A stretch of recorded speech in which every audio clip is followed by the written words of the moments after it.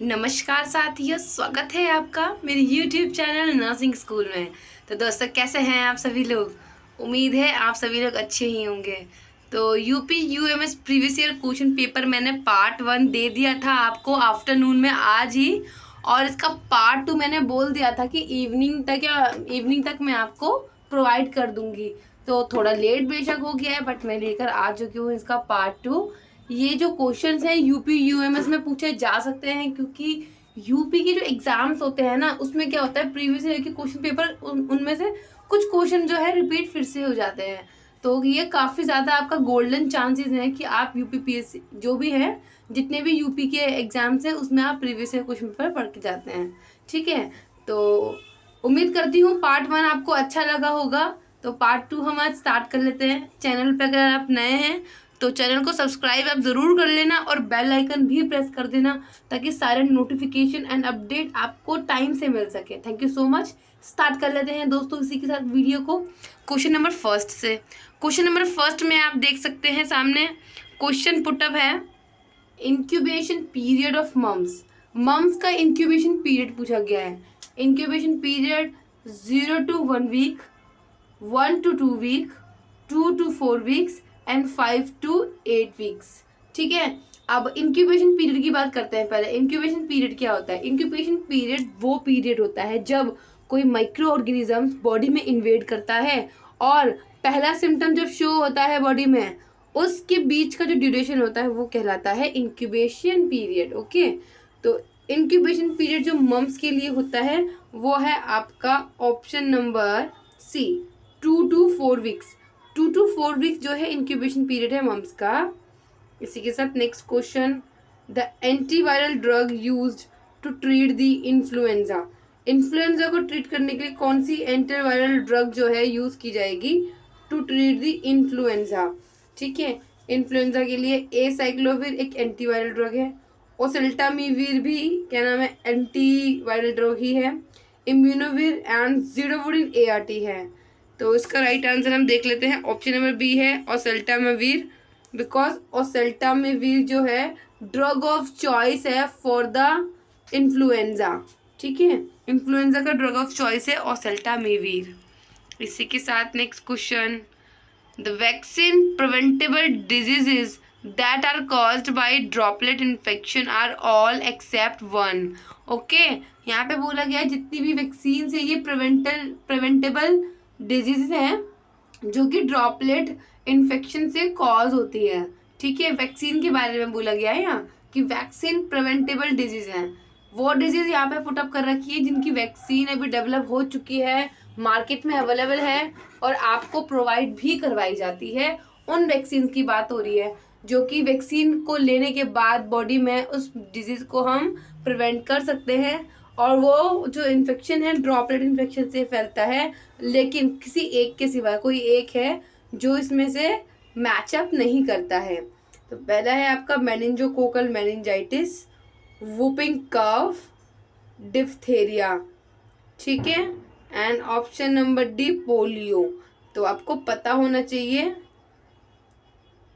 Meningococcal meningitis, whooping cough, diphtheria and polio, इनमें से सारे जो ऑप्शन है ड्रॉपलेट इन्फेक्शन है। बट जो पोलियो है ये फीको ओरल रूट, आपको जानते होंगे, फीको ओरल रूट।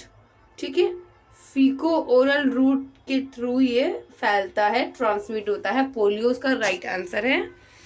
इसी के साथ नेक्स्ट आगे बढ़ जाते हैं, which of the following is blood borne disease. Blood borne disease पूछी है, यानी कि ब्लड से फैलने वाली डिजीजेस या ब्लड से होने वाली डिजीजेस के बारे में। तो हेपेटाइटिस ए जो है फीको ओरल रूट है, हेपेटाइटिस सी ब्लड बॉर्न है, हेपेटाइटिस ई फीको ओरल है, and all of the above. So आपका right answer option number B है। ऑप्शन नंबर बी ये ब्लड ट्रांसफ्यूजन से रिलेटेड बॉर्न डिजीजेस है। तो आपका ऑप्शन नंबर बी करेक्ट है। इसी के साथ next question, in the children with diarrhoea the main M of ORS therapy. अब एक चाइल्ड है जिसको डायरिया हो रहा है, ठीक है, diarrhoea frequent loose watery loose motions हैं, ठीक है, डायरिया की कंडीशन है, और उस टाइम पे पेशेंट को ORS थेरेपी दी जाएगी। ORS थेरेपी दी जाएगी। तो एम पूछा गया है कि डायरिया में ORS की थेरेपी दी क्यों जाती है। प्रिवेंट द डिहाइड्रेशन, डिहाइड्रेशन को प्रिवेंट करने के लिए, रिड्यूस द मोर्टेलिटी को रिड्यूस करने के लिए, या वाटर इलेक्ट्रोलाइट की डेफिशिएंसी को करेक्ट करने के लिए, या all of the above. So आपका राइट आंसर है option number D, all of the above, because तीनों ही इंडिकेशन एंड एम्स हैं ORS थेरेपी के। तो आपका ऑप्शन नंबर डी करेक्ट है। नेक्स्ट है, in a person with cholera, diarrhea occurs due to toxin produced by virus on the multiplication in the small intestine. The toxin produced by Vibrio cholera. अब आपको मालूम होना चाहिए कि cholera को cause करने वाला जो पॉजिटिव ऑर्गेनिज्म है वो है विब्रियो कोलेरा, ठीक है। विब्रियो कोलेरा कहाँ अटैक करता है? स्मॉल इंटेस्टाइन में। स्मॉल इंटेस्टाइन में विब्रियो कोलेरा अटैक करता है और सिम्टम प्रोड्यूस करता है जिससे डिजीज कॉज होती है। वो क्या करता है? अपने टॉक्सिन को प्रोड्यूस करके वहाँ पे वायरस को मल्टीप्लाई करता है स्मॉल इंटेस्टाइन में, जिसकी वजह से कोलेरा होता है। अब बोला है कि जो ये विब्रियो कोलेरा है ये किस टाइप का टॉक्सिन प्रोड्यूस करता है, टाइप ऑफ टॉक्सिन पूछा गया है। तो पहला है एंडोटॉक्सिन, दूसरा है एंटेरोटॉक्सिन। तो आपका राइट आंसर आपको यही मिल गया है, enterotoxin. Entero small intestine, toxin, ठीक है, स्मॉल इंटेस्टाइन में जाके ये प्रोड्यूस करता है enterotoxin. Okay, so next question, cancer arising from the mesodermal cells, cancer arising from mesodermal cells contributing the various connecting tissues is called carcinoma, sarcoma, lymphomas and leukemias. So the right answer is option number B, sarcoma is the right answer. Because sarcoma एक ऐसा cancer है जो कि mesodermal cell जो है connective tissues की वहाँ से जनरेट अराइज होता है, इसलिए उसे बोलते हैं sarcomas. Okay, so the next question is blood glucose values above the normal, जो blood glucose values है वो above the normal है, normal से भी above है, but below that diagnostic diabetes occurring during pregnancy is called, यानी कि blood glucose का level जो है normal से above है यानी कि abnormal है अभी, but below that diagnostic diabetes, ठीक है, और जो कि अकर हो रहा है ड्यूरिंग द प्रेगनेंसी, तो उसे क्या बोलेंगे? Type 2 diabetes, type 1 diabetes, gestational diabetes या insulin resistant syndrome. So the right answer is option number C, gestational diabetes कहलाएगी ये कंडीशन, जो कि ड्यूरिंग प्रेगनेंसी मदर में देखी जाती है। Next question, in a patient with pernicious anaemia, एक पेशेंट है परनीशियस अनीमिया का, परनीशियस अनीमिया का मतलब आपको पता है, मतलब कि विटामिन B12 की डेफिशिएंसी है काफ़ी ज़्यादा, जिसकी वजह से परनीशियस एनीमिया की कंडीशन क्रिएट हुई है। The primary purpose of Schilling test is, pernicious anaemia की कंडीशन में चिलिंग टेस्ट होता है, ठीक है, चिलिंग टेस्ट आप यहाँ पे देख सकते हैं, चिलिंग टेस्ट। अब चिलिंग टेस्ट का जो पर्पस होता है वो क्या डिटरमाइन करता है, क्यों करते हैं चिलिंग टेस्ट को, कि चिलिंग टेस्ट ये हम करते हैं तो उसके बाद क्या डिटरमाइन करेंगे, ये पूछा गया है क्वेश्चन में। तो पहला ऑप्शन में लिखा हुआ है कि चिलिंग टेस्ट से पता चलेगा कि विटामिन B12 का इनटेक कितना है, या ये पता चलेगा कि विटामिन B12 बॉडी में जाके एब्जॉर्ब हो रही है या नहीं हो रही है, कितनी हो रही है। एक्सक्रिएशन ऑफ विटामिन B12, या विटामिन B12 बॉडी में लेने के बाद एक्सक्रिएट होती है नहीं होती है, कितनी होती है, ये none of the above. Okay, so आपका right answer option number B है, absorption of vitamin B12। Schilling test करवाते हैं, चिलिंग टेस्ट में डिटरमाइन करते हैं कि एब्जॉर्प्शन कैसा है विटामिन B12 का। Okay, so the next question, a type of fracture in which one fragment of bone goes into the another, एक ऐसा टाइप का फ्रैक्चर है जिसमें जो एक फ्रेगमेंट है दूसरे बोन के फ्रेगमेंट में जाके मिक्सअप हो जाता है, तो उसको क्या बोलते हैं? Spiral fracture, transverse fracture, oblique fracture and impacted, एक दूसरे के अंदर इम्पैक्ट हो जाना ही इम्पैक्टेड फ्रैक्चर कहलाता है दोस्तों, ठीक है। सो आपका ऑप्शन नंबर डी राइट है, स्पाइरल शेप में एक बोन टूटती है, ठीक है। ट्रांसवर्स में ऐसे टूट जाती है एंड ऑब्लिक में बोन ऐसे टूटती है, ठीक है। और इम्पैक्ट में फ्रेगमेंट्स जो हैं एक दूसरे के अंदर चले जाते हैं, इम्पैक्ट हो जाते हैं, तो इसलिए इम्पैक्टेड फ्रैक्चर बोला जाता है। Next question, sign and symptom of asthma include, यानी कि एक्सेप्ट वाला क्वेश्चन है और बोला गया है 4 ऑप्शन में से कोई एक ऐसा ऑप्शन है जो कि अस्थमा का साइन एंड सिम्टम नहीं है, ठीक है। Shortness of breath, fever, wheezing and chest pain. So the right answer is option number B, fever, because fever जो है देखा नहीं जाता है अस्थमा में, ठीक है। शॉर्टनेस ऑफ ब्रीथ प्रेजेंट रहती है अस्थमा में, wheezing हमेशा प्रेजेंट रहती है, चेस्ट में पेन भी प्रेजेंट रहता है। बट फीवर जो है अस्थमा की कंडीशन में तब आता है जब अस्थमा के साथ रेस्पिरेटरी ट्रैक्ट का इन्फेक्शन भी प्रेजेंट हो, तो उस कंडीशन में फीवर आता है। बट अस्थमा के साइन एंड सिम्टम में फीवर का कोई रिलेशन नहीं है। Okay, so the next question is sign and symptom of Parkinson disease is, Parkinson disease के साइन एंड सिम्टम की बात हो रही है यहाँ पर। पार्किंसन डिजीज सबसे पहला है आपका tremors, impaired posture and balance, speech changes and all of the above. तो यहाँ पे आपको मालूम होना चाहिए पार्किंसन डिजीज में क्या होता है। ट्रेमर्स आते हैं, हाथ हिलते हैं, कपकपाते हैं काफ़ी ज़्यादा, उसको बोलते हैं ट्रेमर्स।